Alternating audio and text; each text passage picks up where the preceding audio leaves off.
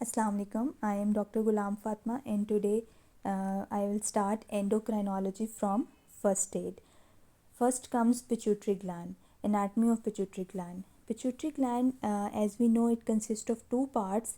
It consists of anterior pituitary gland and posterior pituitary gland. Anterior pituitary gland, also called adenohypophysis, and posterior pituitary gland is also called neurohypophysis. There is an intermediate lobe. Intermediate lobe is considered a part of anterior pituitary gland. ठीक है, इसको हम लोग interior pituitary gland का part consider करते हैं, separate consider नहीं करते. We have only two lobes, interior and posterior, and this intermediate is a part of interior pituitary gland. Interior pituitary gland oral ectoderm से डेवलप होती है. It means कि it has ectodermal origin and it has ये हमारे पास posterior pituitary gland neuro ectoderm से develop होती है.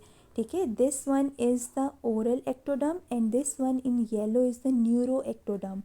ओरल एक्टोडर्म के अंदर एक आउट पाउचिंग बनती है which is called the Rathke's pouch.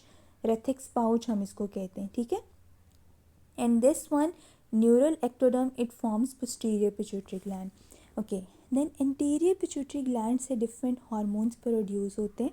ये hormones तब प्रोड्यूस होते हैं जब anterior pituitary gland hypothalamus से signal receive करता है. Hypothalamus, this one is stars are basically hypothalamus. ये hypothalamus के secretory न्यूरो secretory cells हैं जो कि मिल के different न्यूक्लियस बनाते हैं. ठीक है, यहाँ से सिग्नल जाता है इंटीरियर पिट्यूटरी के पास and then interior pituitary gland different stimulating hormones produce करते हैं और वो स्टिमुलेटिंग हार्मोन्स जाके डिफरेंट ग्लैंड्स को स्टिमुलेट करते हैं. For example gonadotrophin releasing hormone यहाँ से बनेगा. उसके बाद जब वो इंटीरियर पिट्यूटरी ग्लैंड को स्टिमुलेट करेगा तो यहाँ से फॉलिकुलर स्टिमुलेटिंग हार्मोन बनेगा और वो फॉलिकुलर स्टिमुलेटिंग हार्मोन गोनेड्स को जाके स्टिमुलेट करेगा. ठीक है, okay. Then this is the posterior pituitary. Posterior pituitary के अंदर कोई भी हार्मोन नहीं बनते. ये हार्मोन्स यहाँ पे प्री फॉर्म्ड पहले से बने हुए हार्मोन्स आके सिर्फ स्टोर होते हैं. This is the hypothalamus. Hypothalamus के पैरा वेंट्रिकुलर और सुप्रा ऑप्टिक न्यूक्लियस से एडीएच और ऑक्सीटोसिन बनता है. देन इन नर्व्स के जो एक्सॉन्स हैं, इन एक्सॉन्स के ज़रिए पोस्टीरियर पिट्यूटरी के अंदर आके ये हार्मोन्स स्टोर हो जाते हैं और जब भी स्टिमुलस आता है ये हार्मोन्स यहाँ से रिलीज़ होते हैं और अपना फंक्शन परफॉर्म करते हैं. उसके बाद जो इंटरमीडिएट लोब है ना, इंटरमीडिएट लोब से एक हमारे पास प्रोओपियोमेलेनोकॉर्टिन हार्मोन प्रोड्यूस होता है. ठीक है, अब मैंने आपको पहले बताया कि this intermediate lobe is considered a part of interior pituitary gland. तो हम यही कहेंगे कि इंटीरियर पिट्यूटरी ग्लैंड से बेसिकली प्रोओपियोमेलेनोकॉर्टिन प्रोड्यूस होता है. प्रोओपियोमेलेनोकॉर्टिन, दिस वन इज़ द प्रोओपियोमेलेनोकॉर्टिन. इस प्रोओपियोमेलेनोकॉर्टिन से तीन चीज़ें आपने याद रखनी है कि तीन चीज़ें बनती हैं. एक तो बनता है ACTH. अब ये प्रोओपियोमेलेनोकॉर्टिन पिट्यूटरी से बनता कब है?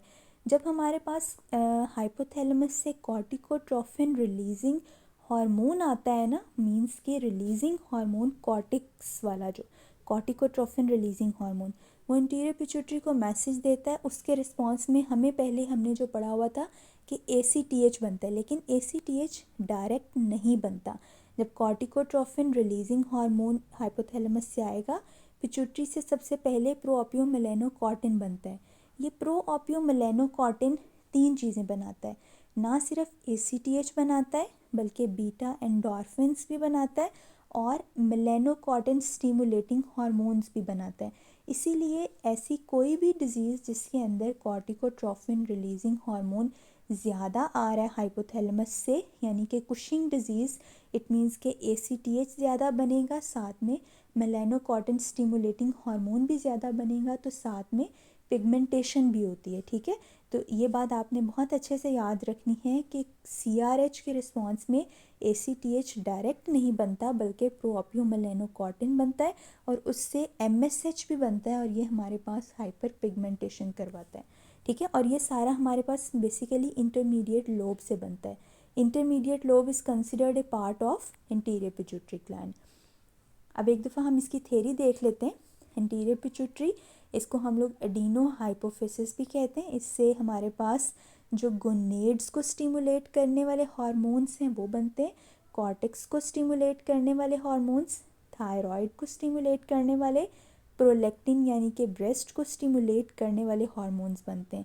इसके अलावा जो बीटा एंडोर्फिन्स और मेलेनोट्रोफिन्स हैं, बेसिकली ये हमारे पास इंटरमीडिएट लोब से बनते हैं and they develop from basically a precursor called proopiomelanocortin derivative. ठीक है, ये प्रोओपियोमेलेनोकॉर्टिन बनेगा। इस प्रोओपियोमेलेनोकॉर्टिन से बीटा एंडोर्फिन, ACTH और MSH बनता है। ये मैंने आपको पहले ही एक्सप्लेन कर दिया। अब ये जितने हार्मोन्स बनते हैं इनके 2 सब यूनिट्स होते हैं, अल्फा सब यूनिट एंड बीटा सब यूनिट। अल्फा सब यूनिट और बीटा सब यूनिट में जो हार्मोन स्पेसिफिसिटी को डिटरमाइन करते हैं वो हमारे पास मेनली बीटा सब यूनिट होता है। ये पॉइंट भी डिस्कस हो गया कि जो MSH है वो इंटरमीडिएट लोब से बनता है। इंटरमीडिएट लोब ओरल एक्टोडर्म से बनेगी। उस ओरल एक्टोडर्म के अंदर एक पाउच बनता है which is called the Rathke's pouch. It means कि all these points have been discussed. एक एडिशनल पॉइंट रह गया है कि जो पिट्यूटरी ग्लैंड है ना, इसके अंदर बेसिकली 2 तरह के सेल्स होते हैं, some are basophilic, some are acidophilic. उसके लिए एक निमोनिक है बी फ्लैट। तो बेजोफिलिक फ्लैट वाले हैं, मीन के FSH, LH, ACTH और TSH प्रोड्यूस करने वाले सेल्स बेजोफिलिक हैं। और जो हमारे पास प्रोलैक्टिन रिलीजिंग हार्मोन और ग्रोथ हार्मोन बनाने वाले जो हमारे पास सेल्स हैं, these are the acidophilic. Basophilic, B for basophilic, B for blue, ये ब्लू स्टेन होते हैं। और एसिडोफिलिक सेल्स पिंक स्टेन होते हैं। Then posterior pituitary also called neurohypophysis. Neurohypophysis store करता है और रिलीज करता है वेजोप्रेसिन और ऑक्सीटोसिन को, मीन के सिंथेसाइज नहीं करता, it just store and release vasopressin. अब ये दोनों हार्मोन्स बनते कहाँ पे हैं? सुप्रा ऑप्टिक और पैरा वेंट्रिकुलर न्यूक्लियस के अंदर बनते हैं। ठीक है, और उसके बाद ये वहाँ से ट्रांसपोर्ट किए जाते हैं और स्टोर किए जाते हैं। और कहाँ से ये डेवलप होता है posterior pituitary gland? Neuro ectoderm से डेवलप होता है। ये सारे के सारे पॉइंट्स इससे पहले हम डिस्कस कर चुके हैं यहाँ पे। Okay, then next gland is adrenal gland and pancreas. Adrenal gland basically it consists of 2 parts. This outer part is the capsule in yellow one, then pink वाला हमारे पास adrenal cortex and blue one is adrenal medulla। ठीक है, अब हमारे पास जो adrenal cortex है basically this cortex it has different zones। 3 zones होते हैं, ग्लोमेरुलोसा, फेसिकुलेटा एंड रेटिकुलारिस। इस तरह से ये जोन्स होते हैं। इसको हम लोग GFR निमोनिक से याद रख सकते हैं। GFR salt, sugar and sex, इन 3 चीज़ों को ये रेगुलेट करते हैं। ग्लोमेरुलोसा मिनरलोकॉर्टिकॉइड्स प्रोड्यूस करेगा, उन मिनरलोकॉर्टिकॉइड्स से मेनली एल्डोस्टेरोन प्रोड्यूस करेगा।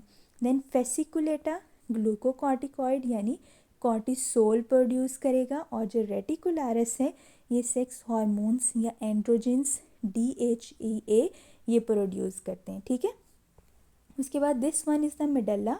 मेडल्ला हैज़ क्रोमोफिन सेल्स और ये क्रोमोफिन सेल्स कैटाकोलामाइंस प्रोड्यूस करते हैं। Okay, GFR corresponds with salt, sugar and sex means के एंड्रोजेंस। अच्छा, ACTH इन दोनों में से कौन सी लेयर्स को स्टिमुलेट करता है? ACTH फेसिकुलेटा और रेटिकुलारिस को स्टिमुलेट करके वहाँ से कॉर्टिसोल और एंड्रोजेंस प्रोड्यूस करेगी। This is very important to remember. Okay, then next comes endocrine pancreas. Pancreas में बेसिकली 3 टाइप्स ऑफ सेल्स होते हैं।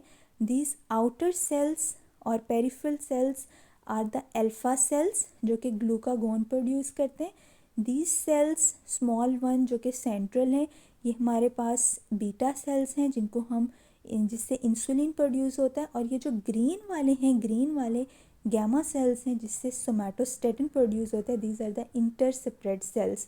ये जो हमारे पास पेंक्रियाज का ग्लैंड है ना, जिसको हम आइसलेट ऑफ लैंगरहैन कहते हैं, ये 3 सेल्स उसके अंदर होते हैं जो डिफरेंट हार्मोन्स इंसुलिन, ग्लूकागॉन और सोमैटोस्टेटिन प्रोड्यूस करते हैं. Next comes